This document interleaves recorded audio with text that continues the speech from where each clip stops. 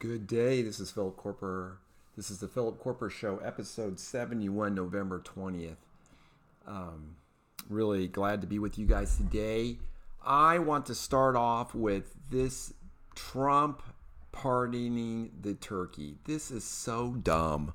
When are we going to stop this? Trump should eat the turkey. He should not pardon the turkey. We're all going to eat turkey. He should chop the head off the turkey, and they should cook the turkey and eat the turkey. This is what we do in America. We love to eat our turkeys. This tradition has gone just a little bit around. JFK apparently pardoned one. Abraham Lincoln, I think, maybe pardoned one. But then George Herbert Walker Bush, with some a little pressure for some animal rights guys, he pardoned the turkey during Thanksgiving. Oh, how dumb. I mean, it makes us look bad. We're all eating the turkey, and like we feel guilty that we're eating this turkey, that we killed the turkey and we're eating the turkey. No, we don't feel bad for eating the turkey. We think it's great. So Trump pardoning the turkey is dumb. I'm hoping that next Thanksgiving he does not pardon the turkey, but he eats it. He eats the turkey. Oh, yummy, yummy, yummy. Delicious. We love to eat turkey. It's really delicious. We had free turkey at work today. The hospital was so nice. We didn't pardon any turkey. We ate the turkey. Oh, mashed potatoes and gravy and ham. Oh, it was yummy, yummy. It was great. Oh, so this is just so dumb. I wish he wouldn't do it. I wish the Donald would just eat the turkey. Now, I do have a friend who thinks when I use the Donald, that's disrespectful to President Trump. I use it because I love it when Rush Limbaugh would call Reagan either the Gipper or Ronaldus Magnus. I just love that personification. I just love that personalization. So I love to call him the Donald. I love to remind people that the Donald wasn't a politician before, and he's not going to be a politician now. He's the president of the United States. He's breaking the mold of this stodgy, political mumbo jumbo where the politicians say one thing and they do another. They get elected and they do another. No. Donald just does what he says. He's like a CEO of a business. He just does it. He was brilliant today, getting up before he got on the helicopter as he's taking Thanksgiving off, I hope. He was brilliant with the reporters, yelling and screaming at him. Oh, he's just so calm. He gives the press so much access. I just love it. Prager University has this wonderful video. Encourage you guys all to watch it. Lincoln and Thanksgiving, the origin of the American holiday. It's truly amazing when the Pilgrims came here and they were doing socialism for a few days and they started starving, and then they stopped doing socialism. They started working hard for themselves. And I love this PragerU video, and it talks about Melanie Kirkpatrick. No, actually, that's not her name. Let's see. Oh, now I'm going to have to just look it up. But anyhow, I'll have to go over that tomorrow. But Abraham Lincoln was finally persuaded. He was a little bit persuaded during the Civil War. I think it was 1863. And he gave a little talk about Thanksgiving. And it was a crazy time because this is the height of the Civil War. Complete disaster. Tons of deaths on the Confederate and Union side. And he reached out for Thanksgiving. Speaking for all America. Speaking not of the Confederates and the Union, but he spoke of America altogether. He did this in the Gettysburg Address also. He was so great for speaking for the whole country, even when the whole country was divided that time. And there was this lady who just really worked night and day and tried so hard because some of the states had days of Thanksgiving, but they were different dates. And so this lady wanted to put it all together.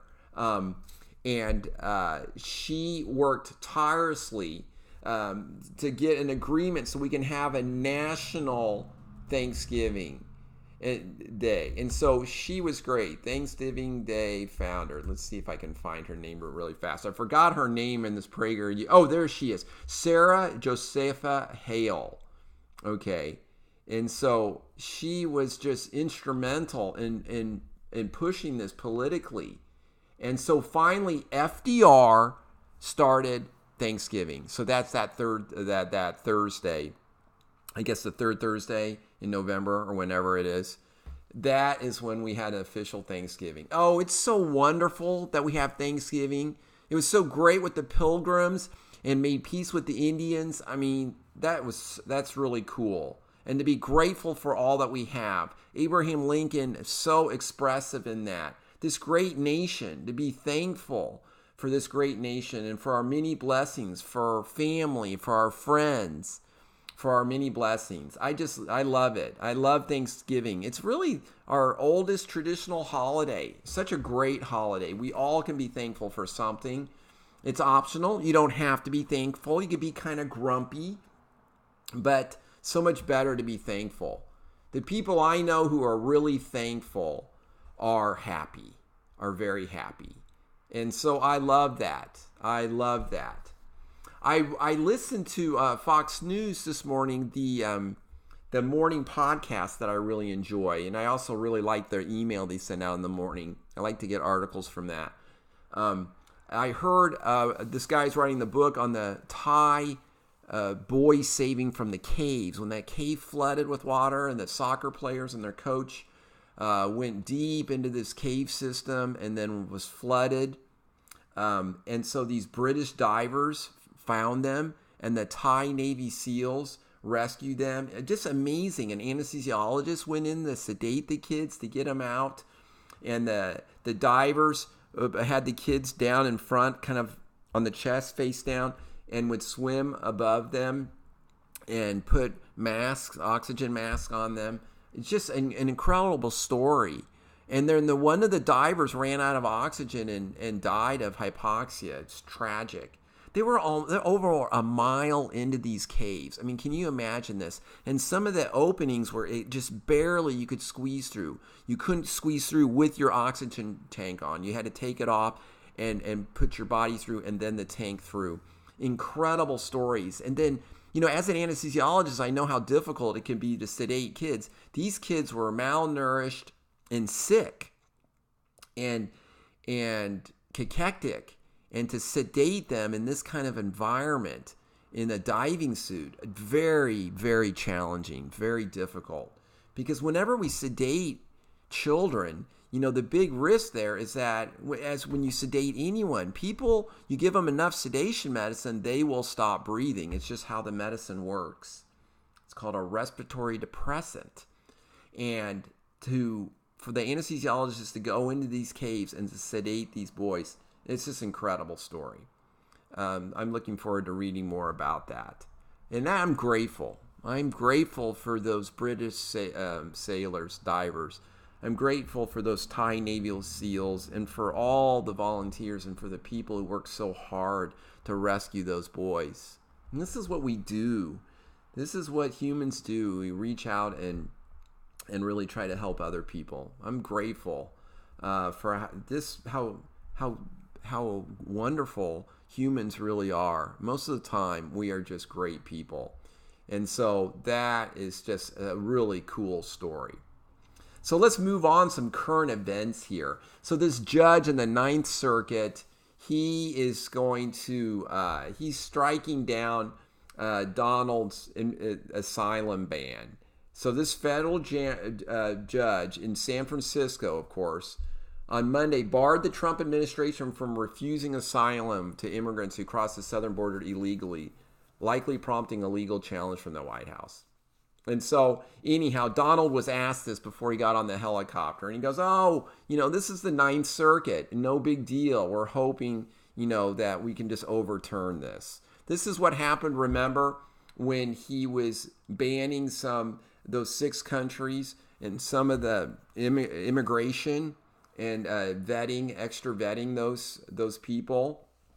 Oh, remember that those liberal judges stood up to him on that. So once again, we're going to have hashtag resist here. But that's okay. We can play this out in the courts. I love it that the Donald's taking a really hard stand on immigration, and we're trying to promote legal immigration and discourage illegal immigration. It's amazing that what's going on right now as the caravan has reached Tijuana. And there's a bunch of barbed wire all over the border wall there, so they can't just climb over. I mean, I know this is difficult. I know a wall is not going to stop all people from sneaking in the United States, but it sure does help. It sure does help, and it's good for the rest of the world to know that we're really trying to prevent people from coming. And just that alone, the just publicly showing pictures of all this barbed wire is good, so people won't leave Honduras, that they'll stay there and they won't try to sneak into America. So this is all really good. This will help legal immigration and discourage illegal immigration. So that's a big victory for Donald. I think he's doing a really good job of trying to promote legal immigration. And his campaign promise was to build a wall to toughen up border security. Okay, we can't have good immigration reform until we secure the border. It's absolutely essential. Charles Krauthammer, so eloquent on that. Another PragerU video, which is only 5 minutes long, sums that up so nicely. So 16 House Democrats are like never Nancys. They don't want Nancy Pelosi to be the speaker. So now some people are saying that the Democrats are severely fractured here. They do have a problem. They've got these young, dreamy-eyed socialist, Democrat socialist Alexandria Ocasio-Cortez types. These younger Democrats are complete socialists and open about it. And then you've got the older people who are a little bit more moderate, like Joe Biden or HRC, although they're pretty far to the left. And so anyhow, there's the old guard and the new guard in the Democrat Party. They're going to have to hammer that out. I think it's exciting. We'll see what happens. Who cares? The Donald is being really funny about this, trying to encourage Nancy Pelosi to get the speakership. He says he's really serious about that, and I think Nancy Pelosi. I mean, who cares who it is? We're gonna we'll let them. This will be good. Let the Democrats govern a little bit in the House for a change. Let's see what happens. It's going to be probably a complete disaster, but give them a chance. We'll see. Maybe we can work a deal with them. Maybe the conservatives can work a deal with them, and we can get some good things through. I would love to get immigration reform through, but I think the Democrats are just hashtag resist on that because they are just going to pander to their constituency. But many Latinos now support legal immigration, so this will be interesting to see how that plays out.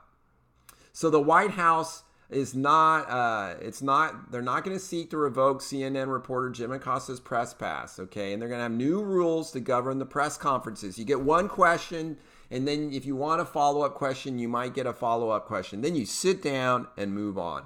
I love it. We're going to call it the Jim Acosta rule, okay? You cannot grandstand, okay?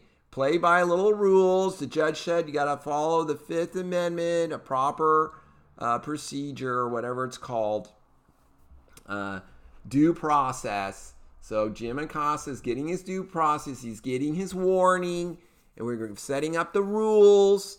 We'll see if he can obey. I really enjoyed the meme of the next press conference getting set up, and the chairs are set up, and there's a big high chair right in the middle for Jim Acosta. So Jim Acosta. Oh, ew, he's so childish, but so funny. Hey, good note. The stock market, the bad note, stock market's dropping some today. Looks like it's correcting a little bit, and that's okay. Everything will be fine. Some of my friends are really worried about that. No, if you're invested in the United States stock market, I recommend index funds like Warren Buffett would. Just I encourage you just to buy United States stock index funds. The bigger the index fund, the better. I love that Vanguard 5,000, something SAX. I forgot. I just love that stuff. I think it's VTSAX. Vanguard invented index funds. They're really cheap.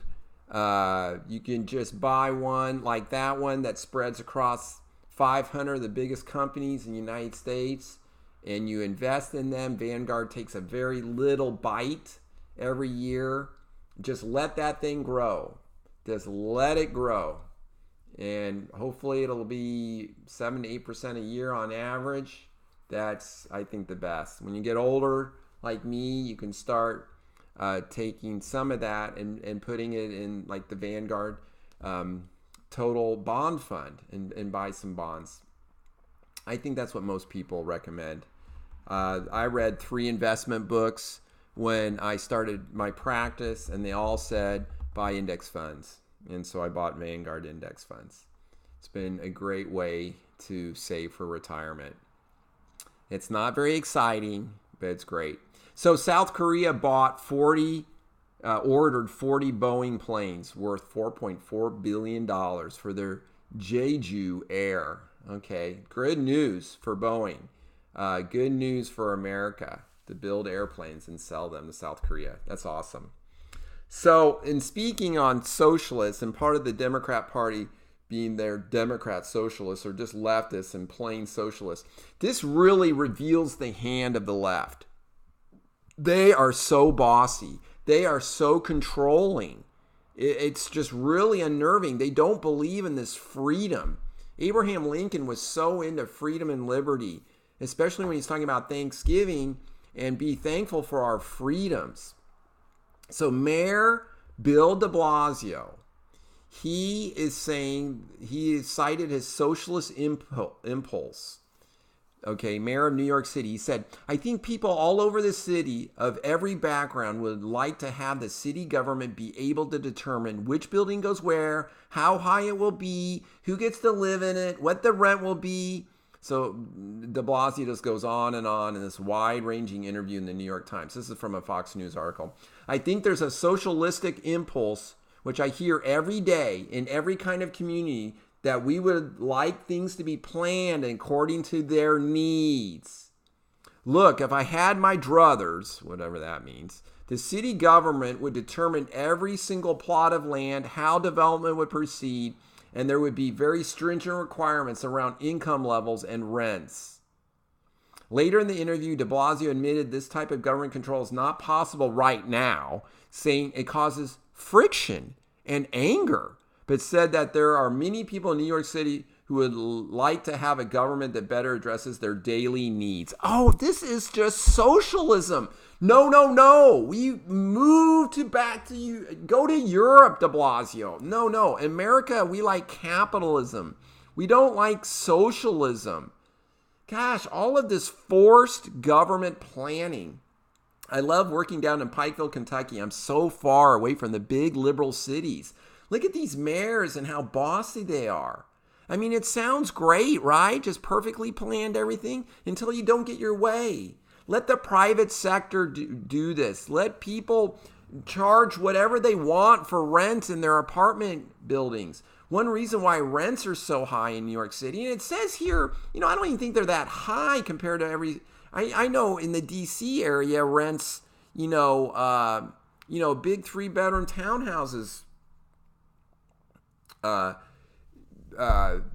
don't rent for, they're not that much cheaper than in New York City. New York City, they said that a 2-bedroom apartment in New York City rents for $2,500 a month, and the national average is $1,100. Okay, so it's $1,300 a month more, right?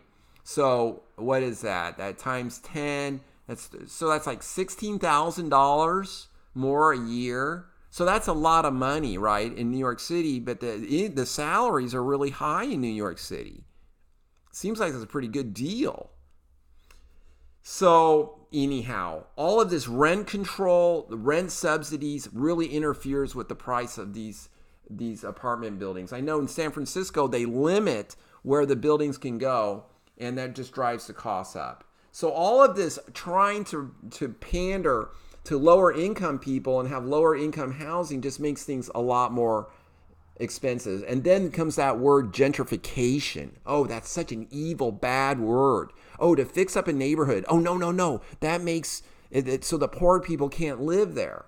Well, that's okay. Maybe the poor people won't be poor anymore. Maybe they can work hard and then they can enjoy a better community. It's just craziness. This is just really so backwards. And I think most people see right through this. At least de Blasio's admitting he's just a bossy little socialist and wants to boss people around and just be like a king and go, oh, you can build here. Oh, you can't build there. Oh, you can't charge that. I mean, just totally micromanage the whole economic situation there. Oh, what a disaster. No, let the invisible hand of Adam Smith go. Let people set their own prices. A bunch of millions of people in New York City buying and selling goods at their own prices. Oh, it's a brilliant. Capitalism's awesome. We need to just go back to capitalism. We're getting so far away from it. It's really messing things up. I've talked a lot about how it's messed up medicine. Oh, there's no capitalism or competition in medicine. Therefore, costs are expensive. Quality sometimes is not so great. Oh, it's just a disaster. Yeah, American medicine is still great, but it could be so much better. It could be so much more affordable. Those are the kind of solutions I would like to seek in medicine in the United States, not this controlling government situation, and definitely not moving to a one-payer system. One-payer system means no choice. Monopoly, no choice. We know what monopolies do. We bust them up. So why would you give the government a monopoly over 6% of the economy? So dumb. Don't do it. This is an interesting, speaking of not doing, this homeless vet met this couple, and this couple exploited him and used his situation to raise like over $400,000 in a GoFundMe. Well, it turns out this couple was just blowing the money and stuff and not splitting enough of the money to the homeless vet, so he sued them. And so the word got out that this was a big scam. Oh, well, people are going to do that. It's really hard to help the poor, because we love to give them money or food or whatever, but to do it in the right way. I think charities and community centers do so much a better job than government. But here, this was volunteer, and anyhow, it was a scam, and it's kind of sad. It's sad that people will do that. But it's the way it goes, and I'm glad in America that most people do not do that. They're honest, and they're good. I remember seeing this video online of this guy and his gag, and he's got this suitcase, and he's pretending like he's blind, and he's walking down a city sidewalk, and his bag just opens up accidentally, and a bunch of money just falls out on the pavement, and he just keeps walking. I mean, just about every bystander said, "Sir, sir, sir," and helped him put the money in. Now, there's one guy who pocketed some of the money in his pants, stole the money from the blind guy, the actor. But almost everyone really helped them. That is truly awesome. Americans are so honest and good. It's so cool. So Donald answered the question about Ivanka Trump's emails. Okay, so supposedly Ivanka Trump was used a private email for government business. So this turns out Donald's totally denying this, and so are Ivanka's lawyers. No emails were deleted. Donald said that all the emails are in the presidential records. They're all there. Nothing was confidential or top secret or anything like this. So no harm, no foul. The media is going crazy on this. Donald is going, no, it's not like HRC. No, there weren't 33,000 emails deleted. No, the server was not down in the basement. So anyhow, Donald's trying to put the kibosh on that. I'm so impressed with Dan Crenshaw. On Sunday, he was on Face the Nation and just talking about the Donald and how he did not just see all of these horrific things happening to the Donald Trump administration. And he asked, hey, let's see what the disaster is. Let's see what's going on. So totally awesome. Dan Crenshaw is an up-and-coming Republican, brand new congressman. Is really young and smart and great in front of the camera. He's got incredible charisma. That's really important in this day and age, and it's great, and it's an added benefit. Still, I just didn't say enough yesterday about this Chris Wallace interview. And I forgot also that he was going on and on about Admiral McCracken. Admiral McCracken was a Navy SEAL. I mean, a complete war hero. It's great, but he's a Democrat. And he's criticizing the Donald. And he's saying that Donald's remarks about the press being, or fake news being the enemy of the people is like the biggest threat to America. It threatens the Constitution. I mean, this is just unbelievably ridiculous. Dan Crenshaw was speaking out against that. He said, threats to America, your attacks on America are something like how I hurt my eye. I've been attacked. I mean, this is just ridiculous. For Donald just saying, when the press is issuing fake news, false reporting, that's really bad. They are acting like the enemy of the people. It's not all the press. Chris Wallace thinks one attack on the press is an attack on all. That's just ridiculous. Donald's very good at picking up. And CNN just wants to connect all of these things all together. As a matter of fact, I'm looking at a CNN article right now by Jake Tapper going on about this. I mean, listen to this headline. Architect of the bin Laden raid, Trump threatens the Constitution when he attacks the media. Okay, so this admiral, retired admiral, he might be good at, shooting people with a gun, but what makes him a super authority on a threat to the Constitution or attacks on the media? This is not in his wheelhouse. Why do we even care? This might as well be some Hollywood star. No, this was not, he was just carrying out a little mission. Okay, a little mission to go get bin Laden, an important mission. He's a war hero. I think that's awesome. I think that's great. I love and I'm proud of our men and women in the armed forces. But why did Chris Wallace just go over and over with the Donald saying, well, this guy he got bin Laden and he says you're a bad politician and you're criticizing the media is really bad. I'm like, what? Who cares? This guy might as well be, some movie star or pop singer. It's just irrelevant. And so I just don't know why Chris Wallace was hammering him so much over this. And of course, the rest of the left is doing the same thing. It's really dumb. And the Donald was brilliant in answering this. He goes, he supports HRC. He supports Obama. He's a Democrat. Of course he's going to criticize me. That's what Democrats do. I'm a Republican. He's a Democrat. He's going to criticize me on stuff. He doesn't like the way I'm criticizing the media. He doesn't like Donald's First Amendment right to speak out against fake news in the media. Speak out against it. I love it. Mike Lee was doing that today in a tweet. I love it, using the words fake news. I love it. It's funny because the left coined the term. I think CNN coined the term fake news.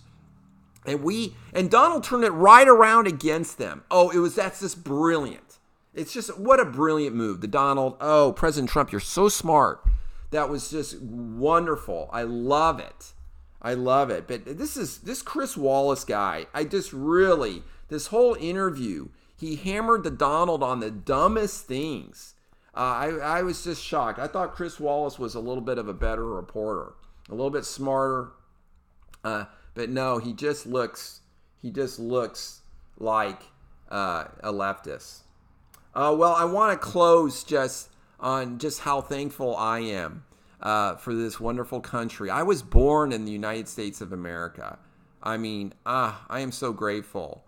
I know some kids come here and they're adopted and they're born in other lands. I was born here in the United States of America. I was born to parents who are from this country. My ancestors, my great-grandfather came from Germany. A lot of my ancestors came from Germany. I talked to you guys about Andrew Steele. My fifth great-grandfather came from Ireland, helped found Lexington, Kentucky. I mean, just have a German ancestor. He was 35 years old and fought in the Civil War. I mean, born in Germany, comes to America, is here for about 12 years, fights for the Missouri militia volunteers in the Civil War. I mean, speaking English, right? I mean, did that guy assimilate, that Mr. Schroeder? Forgot his first name. Charles Schroeder, I think. Boy, did he assimilate. I am just so grateful for the opportunity to be born in the United States, to enjoy the freedoms and liberty that I do, that I can have freedom of religion, that I can have this podcast and basically say anything I want. Now, there are some things, it's a little scary. Nowadays, you might say something and someone can dox you or go really after you, call you a racist or homophobe or something like that, and try to ruin your career. That does happen. That's really scary. This hate speech thing, going after people for hate speech or speech that's just something you disagree with, is really a little bit scary. And it's stifling free speech. Oh, it should be totally discouraged. We need to really push back against that. So grateful that my grandparents, all four of my grandparents have college degrees. And my grandpas had masters, and one of my grandfather had a PhD in religion and theology in divinity school. Just so grateful. And for both my grandmas that have college degrees, I mean, that is really unheard of. They were born right around the turn of the century, right around 1905, both of them. And for them to go to get a college degree back in the 1920s is just amazing. So grateful for the blessings I have, the education that I have, for being a member of the Church of Jesus Christ of Latter-day Saints, joining that church when I was 19, to really spiritually be fed and to really believe in God and Jesus Christ and the restored gospel. What a great blessing for me in my life and for my family. I hope you guys have a great day. This is Philip Koerper. This is the Philip Koerper Show, copyright 2018. And you can subscribe on iTunes and SoundCloud, or watch the video on YouTube. Go to philkoerper.com. You can leave questions there, and you can also listen there. You guys have a great day. Thanks.